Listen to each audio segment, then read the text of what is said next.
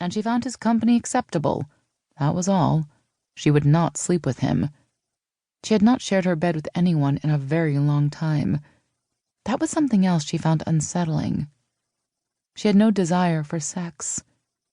She suffered through the few kisses she would allow her dates, but she always ended things when she felt the next step would lead to bed.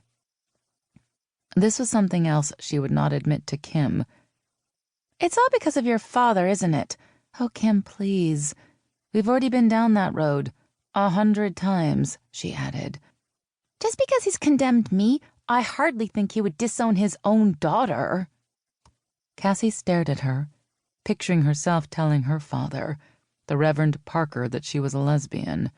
It would send him to his death, or hers, but that hardly mattered anymore. It wasn't like they were close. It wasn't like she relied on him for anything. He was just the only family she had. He's already condemned me just for living here. That and my profession. Kim sighed and lifted her arms in defeat. "How long have we been friends?" Cassie smiled. 12 years. 13. We weren't even 20. Both starving, Cassie added. "Like we're famous artists now," Kim said sarcastically. "We're hardly starving." "No, we've done pretty well." Cassie relaxed again, thankful the conversation was moving away from her personal life. "How many pieces will you bring to the show next week?" Kim asked. "I have 7 or 8 large pieces that are ready. At least that many more that I'm still working on, but I'll save them for the fair in October," Cassie said. "I didn't have nearly enough last year." "Well, if you'd quit doing the small trinkets and concentrate on the sculptures, you could have quite a showing." "Yeah, but it's the small stuff that pays the bills," Cassie reminded her. Chapter 2. Cassie stood for a long moment, staring back at her reflection in the mirror. She brushed the hair from her eyes and let out a deep sigh. As a child, she'd always wished for blonde hair, but she was still cursed with that in-between color. Too dark to be blonde, but not nearly dark enough to be brown.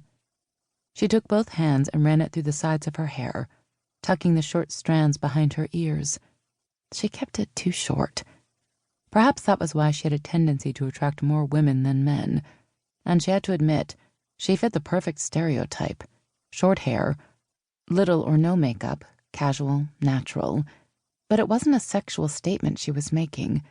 She had always worn her hair short, and she had never been one for makeup, even during her college days when she actually thought about dating men. Now she simply didn't want the bother. Besides, she liked things natural. That was why she left most of her wood carvings in their natural state. That was why she was a vegetarian. But still, Kim's words haunted her. She should just come right out and tell her. Kim was her closest friend. If she couldn't confide in Kim, then who? But she had avoided the subject for so long, it had just become second nature to her. And it hadn't been that many years ago that she had finally admitted it to herself. Gay. A lesbian. She lifted humorless eyes and stared at her reflection in the mirror. Yes, she could admit it now. Why not? It wasn't like she was going to act on it. It had been at least 5 years ago before she had actually been able to consider the possibility. She was always more comfortable around women, yes, but that didn't mean she was attracted to them.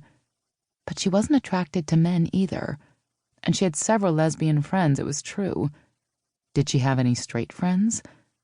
But in the small community filled with artists, wineries, organic farms, and vegetarians, the lesbian and gay population was hardly closeted, and she knew a lot of them, most of them, despite her father's warnings.